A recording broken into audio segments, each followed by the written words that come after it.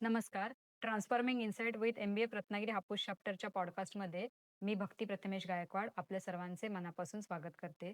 Maratha businessman forum Ratnagiri Hapus चॅप्टरच्या या पॉडकास्टची series आपण चालू केली आहे. आजचा आपला हा 6वा एपिसोड आहे. जिथे विचार बदलतात आणि व्यवसायाला नवीन दिशा मिळते.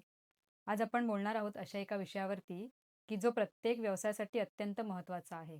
विषय असा आहे, ब्रँड हाच विश्वास डिजिटल अस्तित्वाच्या पाऊलखुणा. आपल्या डिजिटल युगात फक्त चांगला व्यवसाय असणं पुरेसं नाही, तर लोकांच्या मनात विश्वास निर्माण करणं आणि ऑनलाईन जगात एक मजबूत ओळख तयार करणं तितकीच आवश्यक आहे. चला तर मग या चर्चेतून जाणून घेऊया, एक प्रभावी ब्रँड कसा तयार होतो आणि प्रतिष्ठा कशी निर्माण होते. आजच्या आपल्या या पॉडकास्टमध्ये आपल्याला प्रमुख पाहुणे म्हणून अमित बागवे यांना आपण आमंत्रित केले आहे. मी त्यांची ओळख थोडक्यात करून देते. डॉक्टर अमित बागवे हे नाव आज मराठी उद्योजकतेचा आत्मा, आर्थिक साक्षरतेचा प्रचारक आणि व्यावसायिक शिक्षणाचा आधारस्तंभ म्हणून ओळखला जातो. विविध क्षेत्रातील त्यांची ही सखोल शैक्षणिक पार्श्वभूमी, लेखन परीक्षण आणि समाज प्रबोधनाचा अनुभव यामुळे ते महाराष्ट्रातील अग्रगण्य व्यावसायिक मार्गदर्शकांमध्ये गणले जातात. शैक्षणिक पार्श्वभूमीबद्दल सांगायचं झालं तर त्यांनी एम-कॉम, एम-ए मराठीमध्ये केलं आहे. एम-ए संस्कृत मुंबई विद्यापीठमधून, diploma in advertise and public relation Welingkar school, diploma in journalism, व्यवसाय आणि आर्थिक साक्षरता विषयात मानद डॉक्टरेट. सन्मान आणि पुरस्कार, त्यांना मिळालेल्या सन्मान आणि पुरस्कारांबद्दल थोडक्यात हे करून देते. समाजभूषण पुरस्कार, केंद्रीय एम-एस-एम-ई मंत्री नारायण राणे यांच्या हस्ते यांना पुरस्कार मिळाला आहे. OMG बुक्स ऑफ रेकॉर्डमध्ये हेलिकॉप्टरमध्ये पुस्तक प्रकाशन डिसेंबर 2020. डी सह्याद्री आकाशवाणी, मी उद्योजक होणारच, ठाणे वर्तमान यांसारख्या माध्यमांवर अनेक वेळा मुलाखती झाल्या आहेत. विविध नामांकित मराठी वर्तमानपत्रांमध्ये लेख व विशेष संवाद प्रकाशित केले आहेत. 30 पुस्तकांचे लेखक आहेत. शेअर त्या त्या पुस्तकांमध्ये शेअर बाजार, गुंतवणूक, व्यवसाय व उद्योग मार्गदर्शनावर आधारित राष्ट्रीय आणि आंतरराष्ट्रीय व्यवसाय व्यासपीठांवर गेस्ट ऑफ ऑनर आणि प्रमुख पाहुणे म्हणून यांचा सहभाग आहे. महाराष्ट्र एक्सलन्स अवॉर्डने सन्मानित केले आहे. महाराष्ट्र उद्योजक अभिमान गीत याचे हे निर्माते आहेत. प्रमुख उपक्रम त्यांनी काही राबवले आहेत किंवा त्याचं नेतृत्व सरांनी केलेलं आहे. अर्थसंकेतचे संस्थापक आणि मार्गदर्शक म्हणून त्यांनी अनेक आर्थिक आणि उद्योजिक उपक्रमांची यशस्वी जबाबदारी सांभाळली आहे. अर्थसाक्षर पुरस्कार 9वे सत्र, महाराष्ट्राचा लोकप्रिय ब्रँड, मराठी उद्योजकांचा गौरव, अर्थवेध, NSDL आणि महाराष्ट्र पोलीस आर्थिक गुन्हे शाखेसह दिवाळी बिझनेस कॉन्क्लेव्ह, 50 पेक्षा जास्त बिझनेस क्लब किंवा चेंबर्स एकत्र करण्याचं काम सरांनी केलंय. स्टार्टअप अवॉर्ड्स 2015 पासून सरांना मिळाले आहेत. डिजिटल इंडिया इव्हेंट 2016 पासून त्यांनी केला आहे. अर्थ जिज्ञासा गुंतवणुकीवर जनजागृती केली आहे. BSc आणि NSC मध्ये कार्यक्रम, प्रतिष्ठित संस्थांमध्ये कार्यक्रमांचे आयोजन असे वेगवेगळ्या उपक्रमांमधून अमित सरांनी नेतृत्व केले आहे. त्यांच्या प्रभाव आणि विस्तारांबद्दल सांगायचं झालं तर 100 पेक्षा व्यवसाय विषयक कार्यक्रमांचे यशस्वी आयोजन त्यांनी केले आहे. 500 पेक्षा जास्त उद्योजकांचा गौरव आणि व्यासपीठावरती सन्मान केला आहे. Bombay stock exchange, national stock exchange येथे कार्यक्रम आयोजक आणि वक्ता म्हणून सर जात असतात. त्यांचे USP सांगायचं झाल्या तर महाराष्ट्राच्या अर्थव्यवस्थेचा विश्वासार्ह आवाज, पहिला आणि एकमेव मराठी बिझनेस न्यूजपेपरचा जनक, स्थानिक ज्ञान ते जागतिक बाजारापर्यंत सुसंगत दृष्टिकोन, व्यवसायाचे सोपे व स्पष्ट मराठीतील स्पष्टीकरण, तुमच्या आर्थिक आणि व्यावसायिक प्रगतीचा खंबीर भाग या त्यांच्या USP आहेत. चला तर मग अर्थसंकेतचे संस्थापक आणि मार्गदर्शक डॉक्टर अमित बागवे यांच्या जोरदार टाळ्यांच्या गजरात सरांचं मनपूर्वक स्वागत करूयात. सर, मी तुमचं या पॉडकास्टमध्ये मनापासून स्वागत करते. नमस्कार, खूप खूप धन्यवाद रत्नागिरी हापूस चॅप्टर MBFचा. आज तुम्ही मला इथे आमंत्रण दिलं त्याबद्दल तुमचे खूप खूप आभार. सर, मला तुम्हाला असं विचारायचं आहे की अर्थसंकेतच्या तुम्ही संस्थापक आणि मार्गदर्शक आहात. तर तुम्ही जो व्यवसाय आता करताय, तर ब्रँडिंग म्हणजे नेमकं काय आणि ते का महत्वाचं असतं? कसं आहे की आपण बघतो ज्यावेळेला आपण कुठली वस्तू विकत घेतो त्यावेळेला आपण काय विकत घेतो, ब्रँड विकत घेतो. म्हणजे आपण ज्यावेळेला फोन विकत घेतो त्यावेळेला आपण आयफोन आणि सॅमसंग विकत घेतो. आपल्याला गाडी घ्यायची असेल त्यावेळेला आपण टाटा, मारुती किंवा मग मर्सिडीज अशा गाड्या विकत घेतो. कपडे घ्यायचे असेल तर तसेच आपण काही गोष्टी तर आपल्याला ज्यावेळेला आपण एखादी वस्तू विकत घेतो तर त्यावेळेला आपण ब्रँड विकत घेतो. सो ब्रँड फक्त मोठा उद्योजक असतो असा नाही, प्रत्येक लहान उद्योजक सुद्धा स्वतःचा ब्रँड क्रिएट करू शकतो. तर त्या विषयासाठी आम्ही गेले अनेक वर्ष काम करतो. जसं मगाशी मॅडमनी उल्लेख केला की महाराष्ट्राचा लोकप्रिय ब्रँड ह्या कार्यक्रमाबद्दल. तर 2017 मध्ये आम्ही हा चालू केला होता. त्याचं एक छोटंसं उदाहरण देईन मी तुम्हाला, की जगामध्ये सगळ्यात जास्त बोलला जाणारा शब्द कुठला आहे? तर आपल्याला वाटतं की भारतीय लोकसंख्या जास्त आहे तर मा शब्द बोलतील किंवा जगभरात इंग्रजी भाषा बोलताना मदर शब्द असेल. तर तसं नाही. जगात सगळ्यात जास्त बोलला जाणारा शब्द आहे कोक. कोका कोलाचा. कारण जेवढे देश आहेत 185, 190 त्या सगळ्या देशांमध्ये कोक विकला जातो. आणि ह्याची गंमत अशी की कोक शब्द नुसता जर तुम्हाला विकत घ्यायचा असेल, तर हे 150-200 देशात जी काही कोकची असेट आहे, हे कोकच्या फॅक्टऱ्या आहेत कोका कोलाच्या किंवा जे काय असेल त्यांची संपत्ती, त्याच्या 100 पट जास्त फक्त कोक या शब्दाची व्हॅल्यू दॅट इज ब्रँडिंग. ती ब्रँड व्हॅल्यू झाली. तर तुम्हाला फक्त कोक हा शब्दच विकत घ्यायचा तुम्हाला अरबोनी रुपये लागतील. त्यांचे असेट किंवा त्यांचा बिझनेस विकत घेणे खूप नंतरची गोष्ट झाली. सो आपल्या लोकांना सुद्धा हे कळावं म्हणून आपण ब्रँड आणि ब्रँडिंग या विषयावरती मराठीमध्ये मार्गदर्शन करायला चालू केलं. सो 2017 ज्यावेळेला आम्ही कार्यक्रम चालू केला, तेव्हा आम्ही मराठी मोठे ब्रँड आहेत, पितांबरी आहे, वामनहरी पेठे आहे, चितळे आहेत, बेडेकर आहेत. ह्या सगळ्यांकडे जाऊन त्यांच्याशी बोललो, की तुम्हाला ब्रँडिंगबद्दल किती नॉलेज आहे किंवा तुमचं स्वतःचं ब्रँड व्हॅल्युएशन केलं आहे का तुम्ही? तर आम्हाला बट ऑब्व्हियस जसं असतं, की जरी 80-100 वर्ष जुने व्यवसाय आहे ते, पण त्यांनी कोणी ब्रँड व्हॅल्युएशन केलेलं नव्हतं. त्यांना माहितीच नव्हतं ब्रँड व्हॅल्युएशन कसं केलं जातं. सो त्यावेळेला आम्ही हा कार्यक्रम चालू केला. जसं मी सांगितलं, की महाराष्ट्राचा लोकप्रिय ब्रँड. म्हणजे आपण काय ऐकतो, की टाटा, बिर्ला, अंबानी ही आपण इतर समाजातली नावं ऐकतो. मराठी नावं सुद्धा ब्रँड आहेत आणि ते अभिमानाने आपण लोकांपर्यंत आणली पाहिजेत. सॉरी. आणि ती अभिमानाने आपण लोकांसमोर आणली पाहिजे. त्यासाठी मग आम्ही हा कार्यक्रम केला, की महाराष्ट्र लोकप्रिय ब्रँड. जसं मी म्हटलं, की वामनहरी पेठे 110 वर्ष जुनं ब्रँड आहे. बेडेकर मसाले 110 वर्ष जुनं ब्रँड आहे. इंग्रजांच्या काळापासून हे ब्रँड चालू झालेले आहेत आणि त्यांनी इतकी वर्ष हा व्यवसाय 4थी पिढी, 5वी पिढी चालवते. चितळे 80 वर्ष, विको 80 वर्ष झालेले आहे आणि बरेचसे ब्रँड मराठी माणसांचे हे सुद्धा आपल्या बऱ्याचशा लोकांना माहिती नसतं. तर त्यासाठी आपण हा कार्यक्रम चालू केला, महाराष्ट्राचा लोकप्रिय ब्रँड. याच्यामध्ये आपण आपल्या मराठी ब्रँडला छोट्यापासून मोठ्यापर्यंत सगळ्यांना त्या व्यासपीठावर आणलं.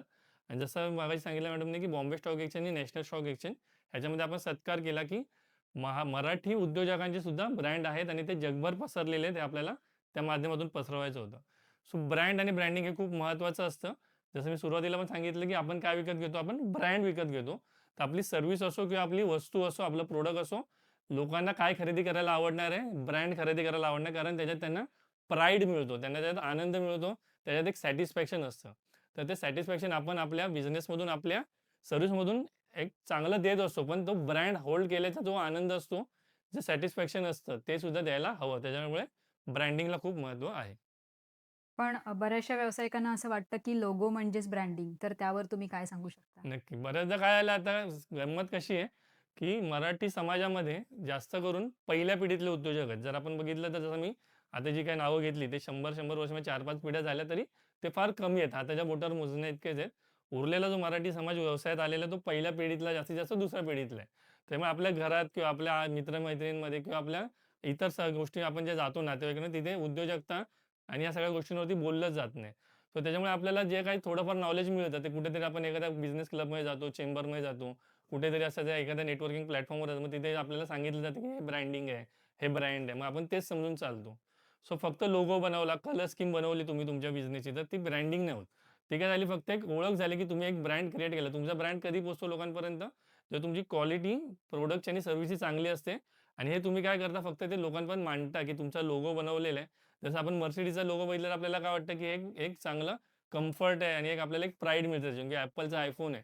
सो ते ब्रँड लोगोने आपल्याला काय मिळतं कळतं, की त्याचं परसेप्शन आपण क्रिएट करतो. सो ते लोगोने फक्त परसेप्शन क्रिएट होणार आहे. पण ते प्रॉडक्ट वापरल्यानंतर, ती सर्व्हिस वापरल्यानंतर खरं त्याचा अर्थ कळणार आहे. सो फक्त लोगो आणि कलर स्कीम हे ब्रँड होत नाही. तो फक्त एक स्टार्टिंग पॉइंट झाला तुमच्या ब्रँडचा. त्याच्यानंतर बऱ्याचशा गोष्टी आपल्याला पुढे करायच्या असतात. आजच्या काळात ग्राहक आपल्याशी संपर्क साधण्याआधी ऑनलाईनमध्ये ओळख तपासून येत असतो किंवा ऑनलाईनमध्ये आपली सगळी प्रोफाईल चेक करून येत असतात. तर डिजिटल फुटप्रिंट म्हणजे काय?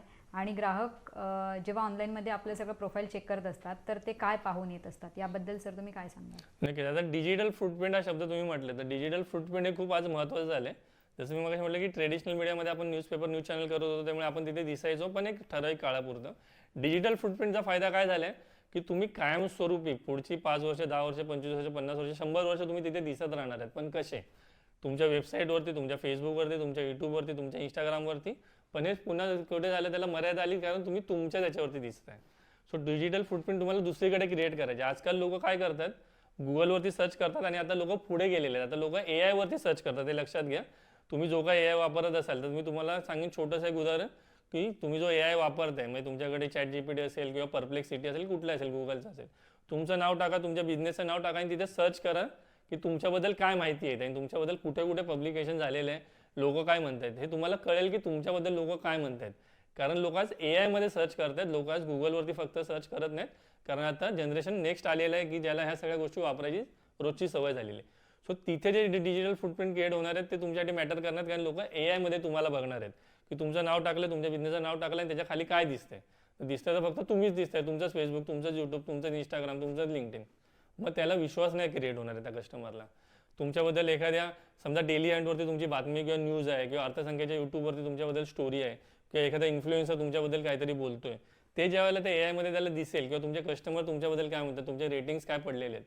सो त्या प्रकारे जे म्हणतो आपण त्याला डिजिटल फुटप्रिंट म्हणतो. फक्त तुमचे नाही, तुमच्या व्यतिरिक्त इतर मीडिया हाऊसेस, इतर इन्फ्लुएन्सर्सकडे तुम्ही ज्यावेळेला दिसणार आहात, म्हणजे तुम्ही दिसता कामा नये त्याच्यामध्ये उद्दिष्ट काय असतं की त्यांनी तुमच्याबद्दल बोलावं. तुम्ही दिसलं की पुन्हा तो जाहिरातीचा टच येतो त्याच्यामध्ये. तो जाहिरातीचा टच नको असतो आपल्याला. आपल्याला काय हवं आहे की थर्ड पार्टी तुमच्याबद्दल बोलते आहे. तुम्ही स्वतःबद्दल बोललात किंवा तुम्ही कुठे दिसलात, तर त्याला काय येणार आहे, मर्यादा येणार आहे. सो तुम्हाला काय करायचं आहे, दुसऱ्यांच्या वेबसाईटवरती, दुसऱ्यांच्या फेसबुकवरती, दुसऱ्यांच्या यूट्यूबवरती त्यांनी तुमच्याबद्दल लिहिलं जावं, त्यांनी तुमच्याबद्दल बोललं जावं. त्याला आपण डिजिटल फुटप्रिंट म्हणू. आणि याचा फायदा काय सांगितलं मी तुम्हाला, की न्यूज चॅनल दिलं तुम्ही, 1 दिवसाची जाहिरात असेल, 2 दिवसाची जाहिरात असेल, किती जणांनी बघितली, किती जणांनी कॉल केल्याला मर्यादा आहे. जसं डिजिटल फुटप्रिंट म्हटलं की तुम्ही वेबसाईटवर आहात, दुसऱ्यांच्या यूट्यूबवर, दुसऱ्यांच्या फेसबुकवर, दुसऱ्याच्या न्यूज चॅनलवरती दिसताय, न्यूज वेबसाईटवर दिसताय, आणि ते कायमस्वरूपी दिसणार आहेत. मे बी तिथे तुम्ही खर्च केला असेल 5-10 हजार रुपये, पण तो लाईफ टाईमसाठी एक्सपेन्स असणार आहे. तो वन टाईम एक्सपेन्स नसतो. जसं आपण न्यूजपेपरला जाहिरात दिली ती वन टाईम असेल, पण इथे जी जाहिरात करणार आहात तुम्ही, किंवा जिथे जो काही PR करणार आहात, तो लाईफ टाईम राहणार आहे. उद्या कोणी गुगलमध्ये सर्च केलं किंवा AI मध्ये सर्च केलं, तर तुम्ही दिसणार आहात. डेली हंटमध्ये तुमचं नाव दिसेल, अर्थसंख्येमध्ये तुमचं नाव दिसेल, किंवा अजून इतर बिझनेस न्यूजपेपर आहेत त्याच्यामध्ये तुमचं नाव दिसेल. सो त्याने मॅटर करणार आहे आणि ते लाईफ टाईम राहणार आहे, असं मी म्हणतोय. सो त्यामुळे लोकांचा विश्वास निर्माण होण्याने तुम्हाला कायमस्वरूपी बेनिफिट मिळणार आहे याचा. सो अशा प्रकारे त्याचा फायदा होतो. म्हणजे सर आपल्याला असं म्हणायला हरकत नाही की ब्रँडिंग, PR आणि डिजिटल फुटप्रिंट हे 3 वेगवेगळे नसून एकमेकांशी जोडलेलेच आहेत, आणि हे एकत्र येऊन जे विकासाचं सूत्र तयार केलं आहे किंवा आपण करतोय, ते आपण साधारण कशा पद्धतीने करत असतो. नक्कीच. आता तुम्ही जसं म्हटलं, तर एक्झॅक्ट हा मुद्दा हाच आहे की ब्रँड, PR आणि डिजिटल फुटप्रिंट हे आता एकात एक गुंतलेले आहेत. म्हणजे हातात हात घालून चालतात असंच आपण म्हणू शकतो. पण आता याचा फायदा कोणाला झालेला आहे जास्त, जर आपण बघितलं तर छोट्या उद्योजकांना याचा खूप जास्त फायदा झाला आहे. आपल्याला काय वाटतं की मोठे बिझनेस आहेत ते मोठ्या जाहिराती करतायत. आता जसं मी तुम्हाला उदाहरण देईन जिओचं. आता जिओचं सिम कार्ड आपल्याला माहिती आहे, जवळपास 60 ते 70 कोटी लोकांकडे, 50% जास्त लोकांकडे भारतामध्ये. पण तरी पण त्यांच्या जाहिराती तुम्हाला यूट्यूबवरती, फेसबुकवरती, इंस्टाग्रामवरती दिसत असते का? कारण ज्यावेळेला तुम्हाला ते प्रोडक्ट विकत घ्यायचं असेल, त्यावेळेला तुम्हाला त्याचंच नाव आणि त्याचीच वस्तू दिसली पाहिजे, म्हणून ते लोक जाहिरात करत असतात. टाटाच्या गाड्या आपण घेतो किंवा सॅमसंगचा फोन आपण घेतो, जर ॲपल आयफोन घेतो, तरी पण त्यांची जाहिरात का सारखी चालू असते? कारण तुम्हाला ज्या वेळेला ते प्रोडक्ट घ्यायचं असेल, ते सर्व्हिस घ्यायचं असेल, त्यावेळेला त्यांचं नाव आलं पाहिजे आणि तुम्ही ते घेतलं पाहिजे. सो डिजिटल मीडियामुळे आपल्याला हा फायदा झालेला आहे की छोटे उद्योजकसुद्धा हे सातत्याने करू शकतात. महत्त्वाचं काय असतं जाहिरातीमध्ये, ब्रँडिंगमध्ये, PR मध्ये, की सातत्याने लोकांपर्यंत पोहोचत राहणं. ट्रेडिशनल मीडियामध्ये आपण ते करू नाही शकत, कारण आपलं बजेट नसतं, आपण लाखो रुपये, करोडो रुपये खर्च करू शकत नाही. डिजिटलमध्ये आपल्याला फायदा आहे की आपण ते कमी बजेटमध्ये करू शकतो. बऱ्याचदा मला लोक विचारतात की फ्रीमध्ये होऊ शकतं का? फ्रीमध्ये सुद्धा होईल, पण फ्रीमध्ये केल्यानंतर त्याला एक मर्यादा येते. आता डिजिटल मीडियाचा फायदा काय झालेला आहे की त्याच्यामध्ये अल्गोरिदम नावाचा प्रकार आलेला आहे. अल्गोरिदम तुम्हाला पण माहिती आहे, तुम्ही पण आता काही घरात बोलत असाल, गप्पा मारत असाल, तर ते प्रोडक्ट, ते सर्व्हिस तुमच्या फोनमध्ये, तुमच्या यूट्यूबमध्ये जाहिरात दिसते, फेसबुकवरती, इंस्टाग्रामवरती त्याच वस्तू रिलेटेड जाहिरात. म्हणजे तुम्ही म्हणता की आपल्याला पिकनिकला जायचं आहे लंडनला, किंवा अजून कुठेतरी काहीतरी वस्तू खरेदी करायची किंवा जेवायला जायचं आहे, तर त्याच गोष्टी तुम्हाला एक्झॅक्ट फेसबुकला, यूट्यूबला, इंस्टाग्रामला दिसतात. याला आपण म्हणतो जो अल्गोरिदम त्या सोशल मीडियाने क्रिएट केलेलं आहे. पण ते का दिसतात? कारण त्या लोकांनी पैसे खर्च केलेले आहेत. तसंच आपल्याला सुद्धा ती संधी मिळालेली आहे की आपण कमी बजेटमध्ये होईना अशा प्रकारे आपली जाहिरात करू शकतो आणि एक्झॅक्ट ज्या कस्टमरला आपली गरज आहे त्या कस्टमरपर्यंत पोहोचू शकतो. जसं आपण ट्रेडिशनल मीडियामध्ये मध्ये म्हटलं की न्यूजपेपरला जाहिरात दिल्या, तर न्यूजपेपर 10 वर्षाचा मुलगा पण वाचेल, 50 वर्षाच्या म्हाताराप्रमाणेच किंवा 40 वर्षाची स्त्री पण वाचेल. आता ह्यातला आपला कस्टमर कोण आहे आपल्याला माहिती असतं. पण डिजिटल मीडियाचा फायदा काय झालेला आहे की एक्झॅक्ट जो तुमचा कस्टमर आहे त्यालाच ती जाहिरात दाखवली जाणार आहे आणि त्याचेच पैसे वजा होणार आहेत. म्हणजे जसं आपण म्हटलं न्यूजपेपरला आपण समजा 25,000 रुपये खर्च केले, 2 ते 3 दिवस जाहिरात केली, ते सगळ्यांनीच बघितलं, ती जनरल ॲड झाली, ती किती जणांनी बघितली त्याला आपल्याला ते सांगू नाही शकत, कारण ते मोजता नाही येत आहे. त्यातून किती रिटर्न आला तर तुम्हाला ठरवावं लागेल की कधी 2 ते 3 दिवसात समजा आठवड्याभरात फोन आले आणि त्यातून तुम्हाला किती पैसे मिळेल. पण डिजिटल मीडियाचा फायदा काय झालेला आहे किंवा तुम्ही फक्त महिन्याला 500 रुपये बजेट टाकलेलं आहे आणि तुम्ही सांगितलेलं की हा एक्झॅक्ट माझा कस्टमर आहे का 25 ते 45 वर्ष वयोगटातले पुरुष किंवा 35 ते 45 वयोगटातल्या महिला, कुठे राहणाऱ्या मुंबईतल्या किंवा शहरांमधल्या किंवा अर्बन किंवा रुरल किंवा तुम्ही शहर दिलं मेन्शन करून, तर एक्झॅक्ट त्याच वयोगटातल्या किंवा इन्कम दिला किंवा तुम्ही त्यांना प्रोफेशन दिलं, डॉक्टर दिलं, लॉयर दिलं, जे काय असेल तुम्ही स्पेसिफाय केल्यानंतर एक्झॅक्ट त्या व्यक्तीने ती जाहिरात बघितल्यानंतर तुमचे पैसे कट होणार आहेत. म्हणजे 500 ते 1000 रुपये महिन्याला आपण नक्कीच खर्च करू शकतो. कारण आपण आज व्यवसाय चालू केला आहे, तर लक्षात घ्या की व्यवसाय म्हणजे नोकरीला पर्याय नाही. व्यवसाय हा 24 तास करायची गोष्ट असताना व्यवसाय हा जाहिरातीवरच मोठा होणार आहे. माउथ पब्लिसिटीने माझा व्यवसाय वाढतो असं बऱ्याचदा आम्हाला उद्योजक म्हणतात आणि मराठी उद्योजकांमध्ये ही खोड आहे की माझा माउथ पब्लिसिटीने बिझनेस चालतो. माउथ पब्लिसिटी म्हणजे रोज सकाळी उठून माणूस तुमच्याबद्दल बोलत नाही सुटणार आहे, त्याला सुद्धा त्याची कामं आहेत. त्याला एखादं प्रोडक्ट आवडलं तर त्याच्या 2-4 ओळखीच्या लोकांना सांगेल, तो काय सगळ्या लोकांना सांगत सुटणार नाही. माउथ पब्लिसिटीला पण मर्यादा आहे ना, की तो माणूस तुमचा ग्राहक आहे, तो तुमचा एजंट नाही की तुमच्याबद्दल सगळ्यांना सांगत फिरेल. पण समजा त्याचा व्हिडिओ तुम्ही घेतलात आणि तो तुम्ही सोशल मीडियावरती टाकला असेल किंवा त्याने तुमच्याबद्दल त्याच्या फेसबुकला त्याच्या इंस्टाग्रामला टाकलं असेल, तर त्याच्या नेटवर्कमध्ये जे 500, 1000, 5000, 10,000 लोक असतील ते बघणार आहेत आणि ती माउथ पब्लिसिटी तुम्हाला जास्त मॅटर करणार आहे, ती 1-to-1 माउथ पब्लिसिटीपेक्षा. सो अशा प्रकारे या गोष्टी काम करतात. मग ब्रँड केलेलं आहे, त्याचं तुम्ही कम्युनिकेशन लोकांपर्यंत PR माध्यमातून केलेलं आहे आणि तुमचे डिजिटल फुटप्रिंटसुद्धा तुम्ही क्रिएट केलेले आहेत. सो अशा प्रकारे सगळ्या गोष्टी एकत्र येऊन तुम्हाला लॉंग टर्ममध्ये कायमस्वरूपी बेनिफिट देणार आहेत. एक लक्षात घ्या, लॉंग टर्म आणि कायमस्वरूपी अशा प्रकारे तुम्हाला त्याचा फायदा मिळणार आहे. जसं मी म्हटलं की जाहिरात ही कंपल्सरी तुम्हाला करायलाच लागणार आहे. आयदर जाहिरातीमध्ये थोडा खर्च करा, PR वरती थोडा खर्च करा, पण तो केल्याने ह्याचा बेनिफिट तुम्हाला मिळणार आहे, तुम्हाला मोजता येणार आहे. किंवा मी 1000 रुपये आज कॅम्पेन रन केलं होतं, 7 दिवसासाठी तुम्ही इंस्टाग्रामला एखादं कॅम्पेन रन केलं आणि तुम्हाला 7 दिवसामध्ये किती लीड जनरेट झाले, त्याचा किती तुम्हाला रिटर्न आले, 1000 रुपयावरती 2000 मिळाले का 5000 मिळाले का 10,000 मिळाले. परफॉर्मन्स मार्केटिंग असा शब्द त्याच्यासाठी वापरला जातो. तर त्याच्यातून तुम्हाला एक्झॅक्ट कळतं की मी एवढे पैसे खर्च केले आणि मला एवढा फायदा झालेला आहे. मग तुम्ही तुमचं बजेट वाढवत नेऊ शकता किंवा तुम्ही इतर प्रकारे ते बिझनेस तुमचा ग्रो करू शकता. पण आज आपल्या छोट्या उद्योजकांच्या हातात ही एक संधी निर्माण झालेली आहे की ज्याचा आपण नक्की फायदा घेतला पाहिजे. आणि जसं मी सांगितलं की जाहिरात करावीच लागते बिझनेसला. मोठे बिझनेस आहेत म्हणून ते जाहिरात करत नाहीत, जाहिरात करतात म्हणून ते मोठे झालेले आहेत, हे लक्षात घ्या. सातत्याने लोकांपर्यंत पोहोचत राहणं आवश्यक आहे. आणि जसं मी मगाशी म्हटलं की अल्गोरिदम जो प्रकार झालेला आहे त्याच्यामुळे एक्झॅक्ट तुमच्या कस्टमरपर्यंत तुम्ही पोहोचू शकता. सो याच्यापेक्षा अजून काय आपल्याला हवं आहे, आपण वेगळ्या बिझनेस नेटवर्किंगमध्ये जात असतो, तिथे काय प्रत्येकजण आपला कस्टमर नसतो, पण तिथे आपण जाऊन आपले पैसे खर्च करत असतो, वेळ खर्च करत असतो. त्याच प्रकारे तुमची जाहिरात करण्यासाठी PR करण्यासाठी तुम्ही जर या डिजिटल प्लॅटफॉर्मचा वापर केलात तर तुम्हाला गॅरंटेड लॉंग टर्ममध्ये बेनिफिट मिळू शकतो. सो ब्रँड, PR आणि डिजिटल फुटप्रिंट ह्या माध्यमातून मी तुम्हाला सांगितलं त्यापर्यंत तुम्ही चालू केलं काम करायला, तर तुम्ही पुढच्या वर्षभरात तुमचा बिझनेस 100% दुप्पट होऊ शकतो. म्हणजे मी तुम्हाला 2-3 स्टेप सांगेन. सगळ्यात पहिलं काय असतं की तुमची स्टोरी क्रिएट करणं असतं. एक लक्षात घ्या, आपण ज्यावेळेला म्हणतो की शाहरुख खान मुंबईत आला आणि रस्त्यावर राहिला, असं एवढा मोठा झाला, किंवा धीरूभाई अंबानी पेट्रोल पंपवरती काम करत होते, मग त्यांनी इतकं मोठं रिलायन्स उभं केलं. आपण काय म्हणतो की हा सुद्धा आपल्यासारखा एक हाडा माणसाचा माणूस होता, त्याला सुद्धा अडचणी आल्या, त्याने सुद्धा त्रास सहन केला आणि आज तो इतका मोठा झाला. सो आपण काय करतो, स्टोरीला रिलेट करतो. तशा प्रकारे प्रत्येक उद्योजकाच्या स्टोरीज असतात. त्याने सुद्धा काहीतरी त्रास सहन केलेला असतो, त्याला सुद्धा अडचणी असतात. मी घरातून विरोध असतो, कधी पैसे नसतात किंवा कधी तो पण उपाशी राहिलेला असतो, तो सुद्धा नुकसान करून पुन्हा मोठा झालेला असतो. सो लोकांना या स्टोरी रिलेट करायला आवडतात. सो तुमची स्टोरी, सगळ्यात पहिली गोष्ट काय आहे की तुमची स्टोरी बनवायची. आयदर तुम्ही बनवा किंवा प्रोफेशनल कंटेंट रायटरकडून बनवून घ्या. दुसरी गोष्ट काय की ती स्टोरी इतर मीडियानी त्यांच्या माध्यमातून प्रसिद्ध केली पाहिजे.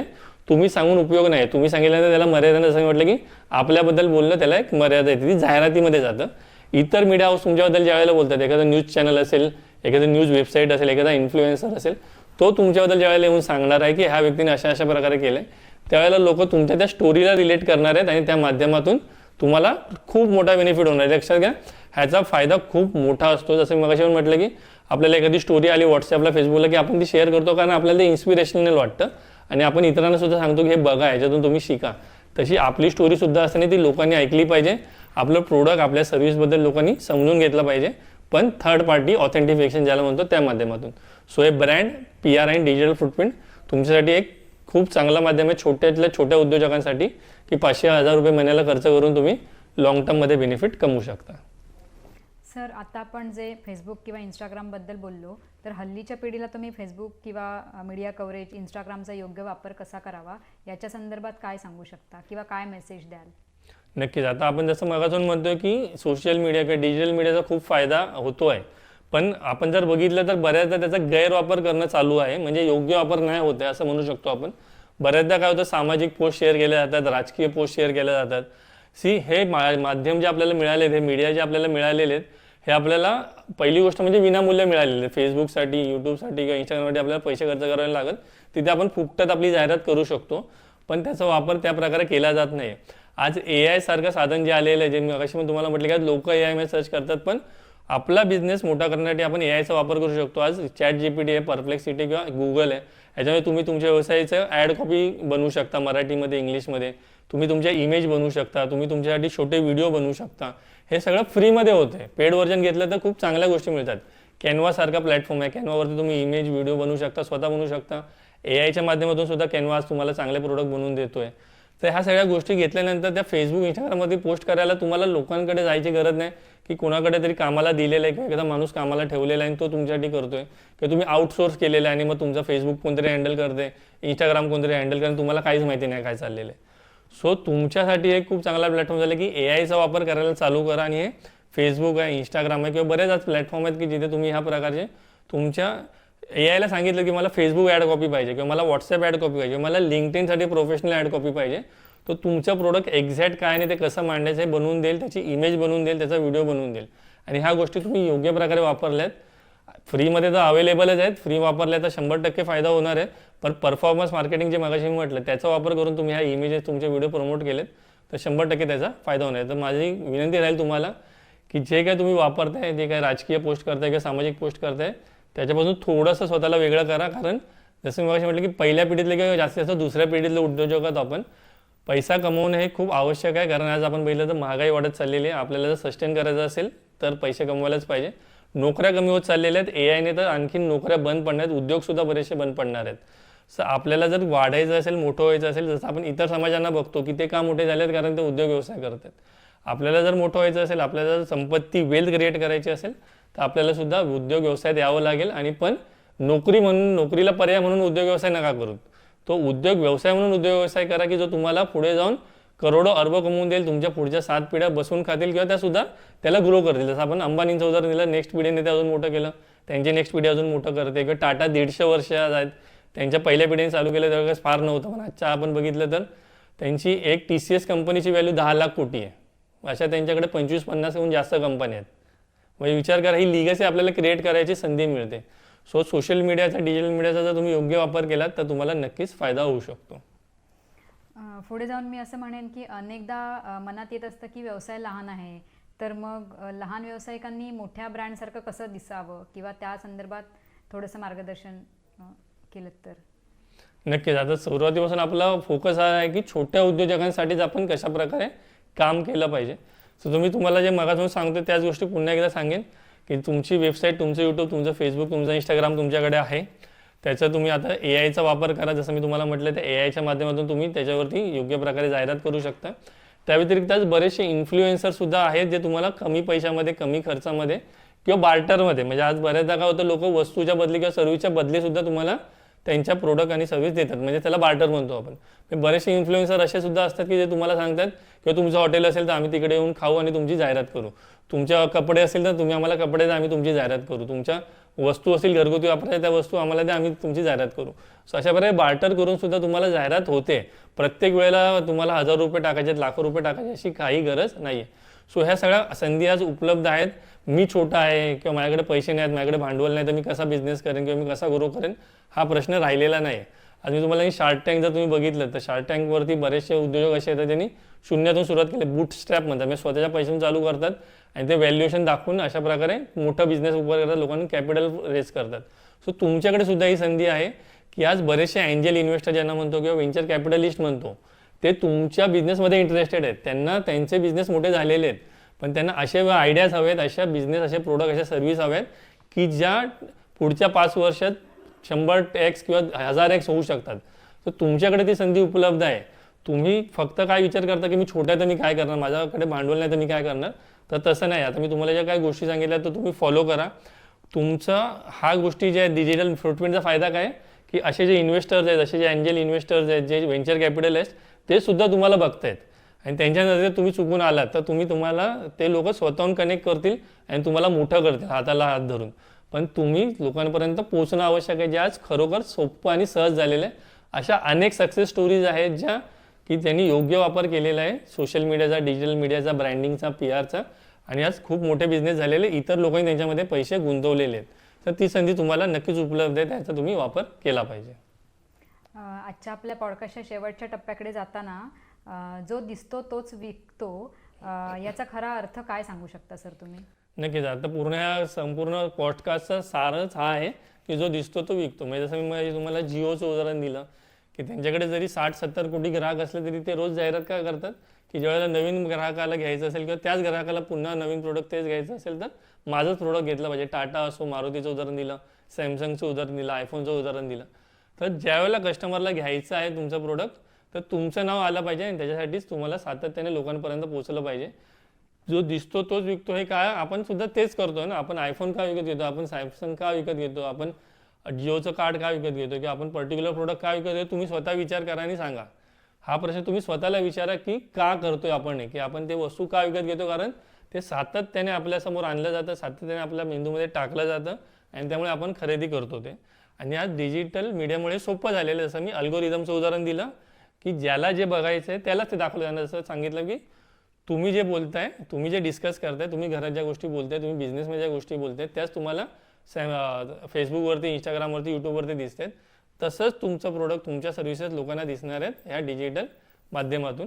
सो जो दिसतो तो विकतो, पण तुम्ही दिसत आहात का असा माझा तुम्हाला प्रश्न आहे. धन्यवाद सर. आपल्या या आजच्या पॉडकास्टसाठी तुम्ही वेळात वेळ काढून मुंबईवरून इथे आलात त्याबद्दल मराठा बिझनेसमन फोरम रत्नागिरी हापूस चॅप्टरच्या वतीने मी भक्ती प्रथमेश गायकवाड तुमचे मनापासून आभार व्यक्त करते.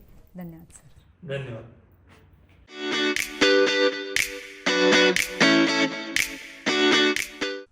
आजच्या या पॉडकास्टच्या प्रायोजक आहेत आपल्या चॅप्टरच्या श्रीमती धनश्री पालांडे मॅडम, श्री शॉपी, महिलांचे हक्काचे दालन यांचे मनापासून मी आभार मानते.